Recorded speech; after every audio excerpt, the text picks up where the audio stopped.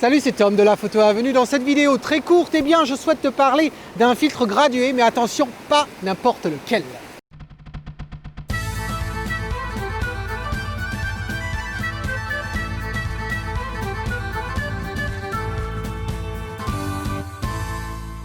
Alors en effet, on est à l'extérieur, c'est la troisième fois que je suis à cet endroit-là, tu le reconnais. J'ai fait 2 vidéos sur ce lieu-là, si tu ne les as pas vues, le lien s'affiche en haut à droite. Voilà, pourquoi je le fais? Parce que j'ai envie de te parler d'un filtre dont je voulais te parler depuis un bout de temps. Je n'ai pas trouvé le temps de le faire, ça fait plusieurs années que je veux t'en parler. Je l'utilise pas souvent, mais je pense que là, eh bien, ça pourrait être intéressant. Et puis en même temps, on est à l'extérieur, puisque tu es en confinement, j'espère que ça te donne un petit peu de bol d'air, voilà, ça fait un petit peu du bien, donc on va en profiter. Alors, tout d'abord, la photo en question, c'est la même que dans la vidéo précédente. Là, si je fais la prise de vue, et au moment où je fais cette vidéo-là maintenant, j'ai aucune idée du résultat que j'ai obtenu la dernière fois, si ça a marché ou pas du tout. Donc, tu en sais plus que moi au moment où tu vois cette vidéo. Là, j'appuie, je prends la photo telle qu'elle est là. Voilà. Telle qu'elle est là, elle n'a pas tout à fait les mêmes paramètres qu'on avait dans la vidéo précédente. Qu'est-ce qu'on a au niveau des exifs? Tu les vois apparaître, 1/4 de seconde, f9, ISO 250, voilà. Mais, ce que je me suis dit, c'est pourquoi, justement, ne pas... Je trouvais qu'il y avait un décalage entre ma perception du lieu et ce que j'obtenais à l'écran. Et je me suis dit, tiens, et si je pouvais avoir un voile? Je crois que j'en avais parlé dans la vidéo précédente. Et du coup, eh bien, j'ai un filtre qui me permet justement d'aider un petit peu le brouillard. Quand il y en a, ça permet d'aider. Et puis quand il n'y en a pas, eh bien, ça permet d'en rajouter. Mais attention, il faut faire très attention comment tu l'utilises. Ce filtre-là, c'est celui-ci. Alors j'essaie de le mettre à l'abri. C'est le filtre de chez Lee. Il s'appelle le Mist. C'est le numéro 6. Voilà. Et il est donc gradué. Et ça va nous créer justement ce voile. Alors je vais le mettre vite fait là, puisqu'il est en train de pleuvoir quand même. Je vais le glisser vite fait là-dessus avant qu'il y ait des gouttes d'eau. Et je le repose. Voilà. Alors, ce que ça va nous donner, eh bien, ça va nous permettre de rajouter une sorte de voile de brouillard, mais j'ai pas envie qu'il soit partout, j'ai pas envie qu'il soit à moitié, non. Je pense uniquement à mon arbre qui est en haut pour le ciel. Et du coup, ça peut être assez pratique quand tu as des scènes justement où tu as un ciel gris. Par rapport à ton cadrage, tu es obligé de le garder, le ciel gris, mais tu ne sais pas quoi faire. Eh bien, ce filtre-là peut t'aider. Alors, je vais essayer de le positionner correctement, tant qu'à faire. Voilà. Là, comme ceci. Je pense que ça ira. Et alors, il y a une condition avec ce filtre. C'est que tu ne peux pas être à f11 et au-delà. Pourquoi? Eh bien, tu vas avoir trop de piqué et l'effet va paraître trop irréel. Et la transition entre la partie claire du filtre et la partie où ils ont un peu créé de brouillard dessus, eh bien, tu vas trop la voir, les détails. Heureusement, je suis à 70 mm, donc ça réduit quand même l'effet de transition. Ça te met une transition douce quand même. Voilà. Là, je l'ai mise sur la partie au-dessus du rocher. Voilà. Je prends la même photo. Et c'est pour ça que je suis donc à f9. Donc, je fais ma prise de vue, là, comme ceci, elle est faite juste devant, là, après les rochers qui sont à droite. Et là, je prends la prise, et voilà ce que ça donne. Ça fait un effet quand même très, très naturel. Le cadrage, c'est un 4x3, comme la dernière fois. Mais si on compare, justement, cette photo-là à la photo juste avant, eh bien, tu peux voir comme quoi ça rajoute une légère touche. J'ai presque envie de voir si je peux le descendre davantage. Juste un poil. Voilà. Juste un poil. On fait la mise au point parce que j'ai un petit peu touché ça. Voilà. Et si on regarde maintenant, on compare. Tu vois, ça en rajoute davantage. Ça nous permet d'accepter la lumière davantage. Peut-être que c'est un petit peu trop clair. Hein. D'un seul coup, c'est devenu un petit peu trop lumineux. Pas à voir avec le filtre, mais oui, c'est un petit peu trop lumineux. Donc, je vais en profiter pour baisser les ISO. J'étais à 250. Voilà. 160, ça devrait aller. Même qu'à ce niveau-là, hein.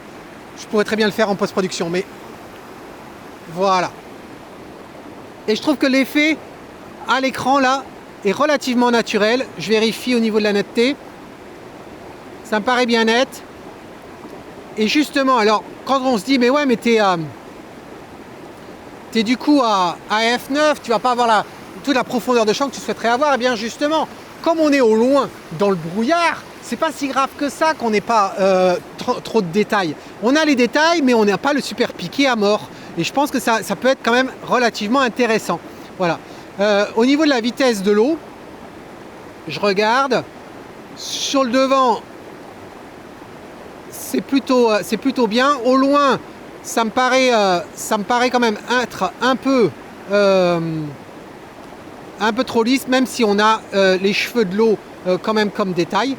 Mais j'aime beaucoup. Et puis, ce que je remarque, c'est que peut-être j'ai la possibilité de faire un cadrage qui soit différent après coup. Je ne peux pas le faire là, je suis déjà à 70 mm. On verra ça au développement, un recadrage potentiel pour ce lieu-là. Voilà, c'est tout pour l'instant. Je t'avais dit que c'était relativement court, puisque tu avais déjà vu toutes les questions de composition, etc. dans la vidéo précédente. Encore une fois, si tu ne l'as pas vu, le lien s'affiche en haut à droite. On va au studio, on voit ce que ça donne et comment j'ai pu retoucher cette photo. Cette fois-ci, j'ai plus de place sur la carte de la batterie, de la GoPro, donc je ne vais pas faire une 4e vidéo sur ce terrain-là aujourd'hui en tout cas. Allez, pour toi, c'est immédiat, pour moi, c'est dans quelques heures. Ciao! Alors nous voilà enfin au studio. Contrairement à ce que je viens de te dire, ça ne m'a pas pris uniquement que quelques heures. Et je voudrais juste prendre un petit moment pour remercier tous ceux qui m'ont envoyé leurs messages de sympathie, de gentillesse, de soutien tout au long de la semaine qui vient de s'écouler. Tu as sûrement remarqué que je n'avais pas sorti de vidéo tout au long de la semaine. Il y a une raison très simple à ça, c'est que le vendredi, pas celui-ci, mais le vendredi d'avant, eh bien, j'ai été obligé de faire appel aux ambulanciers pour venir me chercher à la maison, partir en urgence à l'hôpital parce que j'étais paralysé du dos. Voilà. Donc maintenant, ça va relativement mieux. Je ne pouvais pas marcher pendant tout le premier week-end. Petit à petit, à force de volonté et de cacheton, j'arrive enfin maintenant à marcher. Tel que tu me vois, je suis assis. C'est la première fois que je suis assis depuis 1 semaine et demie. Voilà. Et j'ai plus de cacheton. Voilà, donc je suis plus sous antidouleur, ça va beaucoup mieux. Mais c'est vrai que les temps debout sont assez difficiles. À marcher, ça ne me pose pas de problème, mais c'est être assis ou bien juste debout à l'immobile, c'est là que je souffre encore le plus. Donc je remercie tous ceux qui m'ont envoyé leur message de sympathie, de gentillesse et de soutien tout au long de cette semaine qui n'a vraiment pas été drôle.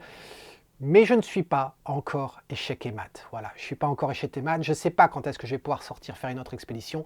J'espère le plus tôt possible néanmoins. On a cette vidéo à terminer. Regardons la deuxième partie. Si tu te rappelles, on a terminé sur un cliché. Regardons ce que ça donne. C'est dans Lightroom, bien sûr. Voici le cliché en question. Tu te rappelles, on était à 70 mm, ISO 160, f9 et 0,3 secondes. L'effet du filtre sur cette photo, je le trouve absolument très bien et répond vraiment à mes attentes. Je trouve ça très intéressant. Malheureusement, quand on y regarde de plus près à l'ordinateur, et ça peut arriver, eh bien, on s'aperçoit en fin de compte que le f9, eh bien, c'est un peu juste pour cette scène-là. Alors, f9, c'est vrai qu'on parle souvent de f11 pour le paysage, voire même f13 dans mes vidéos, tu le vois souvent utilisé. Seulement f9, est-ce que c'est grave, docteur, de faire du paysage en f9? Non, en soi, c'est pas grave. Tout dépend bien entendu de la focale, tout dépend de la distance que c'est par ton sujet. Tu te rappelles comment la profondeur de champ est régie? Elle est régie par plusieurs choses. Elle est régie par la focale que tu utilises, elle est régie aussi par la distance qui sépare ton sujet de ton capteur. Et puis, enfin, l'ouverture de ton diaphragme. Voilà. Et donc du coup, f9, quand tu combines avec 70 mm, et au fait que j'ai quand même certains sujets, tels que les rochers qui sont devant de scène, eh bien ça fait un peu court, d'où la raison pour les 2 précédentes vidéos où on a fait du focus stacking afin de gagner justement en profondeur de champ. Là, j'étais à f9, je me suis dit que ça allait être assez par rapport au dessin que j'avais en tête, mais je trouve que c'est quand même un peu court. Alors du coup, je suis resté, après t'avoir dit au revoir dans la première partie, je suis resté faire un test à f11. f11, pour garder plus ou moins la même vitesse, eh bien, il voulait dire qu'il fallait que j'augmente les ISO. Mais bon, avec le R5, j'ai pas ce problème-là, donc j'ai augmenté les ISO et j'ai regardé ce que ça a donné à f11. Voilà f11. Certes, c'est sombre, c'est pas grave. Si on augmente l'exposition pour avoir quelque chose de correct, on obtient ça. Si maintenant je compare, en fin de compte, les deux, comparons le f9 et le f11 pour que tu te rendes bien compte. Quand on quand on zoome dessus, s'il me laisse zoomer, ça serait bien, sympa, voilà. Alors, le F11, il est à droite, le F9, il est à gauche. Sur le devant de scène, pas vraiment de différence. Ensuite, mais par contre, quand on s'en éloigne, quand on arrive à ces endroits-là, eh bien là, tu t'aperçois qu'il y a quand même une nette différence. Alors, si tu te demandes lequel est le vert, voilà, c'est celui-là qui est vert. Donc, tu peux t'apercevoir que cette partie-là, eh bien, elle est nettement plus nette que celle de droite. Alors, c'est vrai que dans la vidéo, je t'ai dit, c'est pas si grave que ça, si c'est pas net de chez net, parce qu'il y a ce voile. Seulement, dans cette partie-là, le voile, il n'influence pas. Et donc, du coup, c'est là que ça me pose un problème. Ça ne me pose pas de souci d'avoir ici, par exemple, les pierres ou l'arbre qui ne soient pas les plus nettes, où je n'ai pas la texture sur ce tronc. Ça m'est complètement égal. Mais de ne pas avoir de netteté aux endroits où il n'y a pas censé avoir de voile, là, ça me pose un petit souci. Donc, du coup, eh bien, j'ai décidé de garder, en fin de compte, cette version-là. Alors, cette version-là, elle a été faite à ISO 640, 70 mm, f11 et 1/6 de seconde, alors que l'autre, elle était à 0,3. Je te laisserai faire la conversion en décimale pour voir à quoi ça correspond. Donc, je me suis dit, écoute, c'est quand même pas mal comme résultat. Si on faisait un petit peu de nettoyage et tout ça dans Photoshop, ça donnerait quoi? Eh bien, au sortir de Photoshop, j'ai obtenu ça, ce que tu vois ici.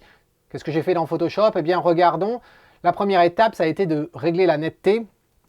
Alors, pour la netteté, je suis allé dans Topaz et je vais te montrer quelque chose. C'est-à-dire que dans Topaz, à cause des grains, en fin de compte, de mon filtre, eh bien, ils se sont mis à ressortir sur certaines parties, telles que sur la rivière ici. Je t'avouerai que je suis quand même zoomé à 200% là.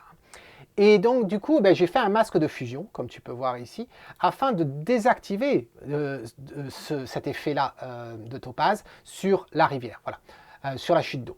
Ensuite, une fois que j'ai fait ça, eh bien, j'ai fait un petit peu de nettoyage. Voilà, certaines feuilles, etc., que je trouve attirent l'œil inutilement, surtout quand on ne peut pas forcément identifier de quoi il s'agit. C'est vrai, on pourrait zoomer à fond et comprendre qu'il s'agit d'une feuille, etc. et penser que c'était un surplus de détails ou un avantage, un petit secret, un petit détail secret qui serait intéressant de garder. Honnêtement, je ne partage pas cette vision-là. Pour moi, je me base uniquement sur l'aperçu une fois imprimé, même en me basant sur un format A3 et du coup, s'il y a quelque chose qui attire mon œil et que je ne suis pas capable d'identifier cet élément-là, eh bien, j'ai aucun scrupule à le retirer. Et c'est exactement les raisons derrière le nettoyage que j'ai fait, et voici ce que ça donne. Voilà. Bon, c'est pas dramatique non plus, mais voilà, ça nettoie un petit peu.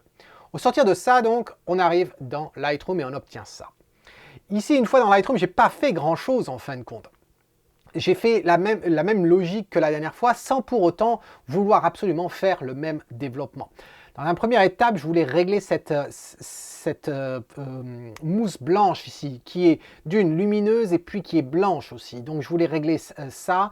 On le retrouve un petit peu à cet endroit-là. On le retrouve aussi au pied de la cascade, là-bas, à cet endroit-là. Là, j'ai utilisé effectivement un masque de gammage basé sur la luminance, juste pour m'assurer que je n'allais pas affecter l'eau sombre. On en a un autre ici, un autre masque, c'est uniquement pour réduire un petit peu la luminosité qu'il y avait à cet endroit-là.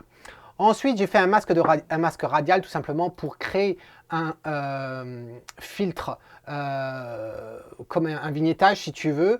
Et donc du coup, on obtient quoi? Bon, on obtient ça, qui assombrit en fin de compte la partie basse de la photo, vraiment doucement. Hein. C'est pas énorme, hein. On est à moins 50 d'exposition simplement. Et tu vois, ça affecte que la partie basse, surtout pas la partie haute. Et puis ensuite, eh bien, j'ai voulu retoucher les parties lumineuses rouges qu'on a dans les feuilles, etc. Dans la fougère qui est morte et tout. Et donc, du coup, comme la fois dernière, j'ai fait ma fameuse brosse. Voilà. C'est extrêmement léger comme effet et on obtient ça. Alors, on pourrait se demander, mais si on compare ça au résultat que j'avais la fois dernière qui m'a demandé quand même pas mal de développement pour recréer justement un voile que je prévisualisais, que j'avais bien envie d'avoir dans cette scène-là, et puis de créer un filtre radial justement pour donner un boost de luminosité, qu'est-ce que ça donne? Eh bien, si on va voir la collection que j'ai faite justement à ce propos-là, elle se trouve ici. Le temps qu'elle me le montre, ça serait bien, voilà, ici. Eh bien, si on regarde ces deux et qu'on compare, là, tu vas le remarquer très rapidement. Ça serait bien qu'elle me le montre. Hein, j'aimerais bien avoir celle-ci aussi. Voilà, merci. Donc, ça, à gauche, c'est la fois dernière. Et puis, celle que tu as à droite, c'est celle d'aujourd'hui. Le but n'est pas de reproduire ce que j'ai fait la fois dernière, mais tu peux voir au moins que l'effet de ce filtre nous permet d'obtenir un résultat avec une ambiance assez intéressante juste par l'utilisation de ce filtre. Certains vont me dire, certes Tom, mais tu pourrais très bien faire ça dans Lightroom avec un filtre gradué. Oui, oui, et je l'ai montré la dernière fois qu'on peut le faire. Seulement, si tu es comme moi et que tu apprécies la construction, la conception d'une photo sur place un maximum, eh bien, tu peux le faire justement grâce à ce filtre-là de chez Lee, qui est le Mist, qui n'est pas un filtre très facile. Je t'avouerai que quand je l'ai acheté avec un bundle. Un bundle, c'est un lot de 3 filtres, un qui est simplement une bande, et je dois l'avoir d'ailleurs ici, celui-ci, à moins que je l'ai dans l'autre sac. Apparemment, j'ai dans l'autre sac, parce que j'utilise très très rarement. Une simple bande au centre, et puis celui-ci. Le troisième, il est complètement inutile, puisqu'en fin de compte, imagine un filtre radial où tout l'aspect extérieur d'un cercle qui serait au centre serait grisonné comme ça, et puis le centre serait vide. Personnellement, j'ai trouvé aucune utilisation pour ce genre de filtre-là. Mais celui-ci peut être très intéressant, même la simple ligne peut être intéressante. Quand tu as du brouillard, déjà, ça peut te permettre d'étendre un petit peu le brouillard, ça peut te permettre d'avoir une meilleure transition jusqu'à une scène où tu as un brouillard qui est un petit peu au loin du champ par exemple. Ou bien par exemple si tu as un ponton, sur le bord d'un lac, etc., eh bien tu souhaites rajouter ou bien augmenter l'effet de brouillard, eh bien ce filtre-là peut être intéressant. Et pour revenir, ne serait-ce que quelques secondes, encore une fois, sur le fait que utiliser ce filtre-là, effectivement, tu ne peux pas défaire l'effet après coup. C'est évident, tu ne peux pas. Mais il y a certaines personnes qui apprécient construire une photo sur le terrain et vont même plus loin que ça, qui utilisent encore des boîtes à images, qui utilisent encore l'argentique pour le faire et qui apprécient la création d'un instant T, quelque chose que tu ne pourras pas, que ce soit bon ou mauvais.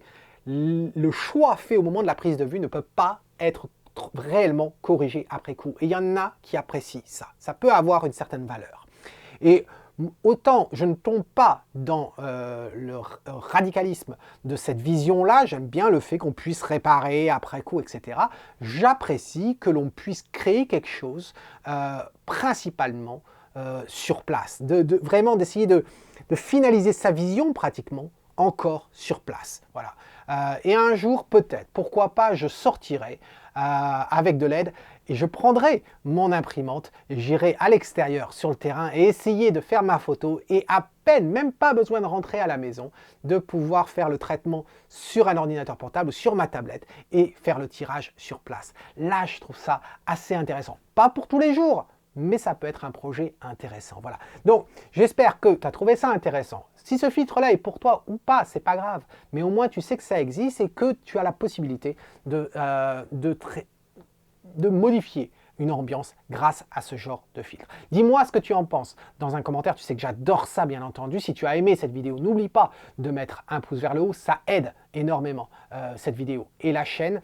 Et en attendant, eh bien, c'est Tom qui te dit, prends soin de toi. Si tu aimes ce que tu vois, capture-le, bien entendu. Comme j'ai pris du retard dans la semaine, la prochaine vidéo, eh bien, ça va être bien sûr l'annonce des résultats du concours photo du mois d'octobre, voilà, avant d'attaquer bien sûr la revue novembre qui va pas tarder. T'en fais pas, j'ai d'autres vidéos depuis le studio à faire, j'ai d'autres idées et ça va sortir très bientôt.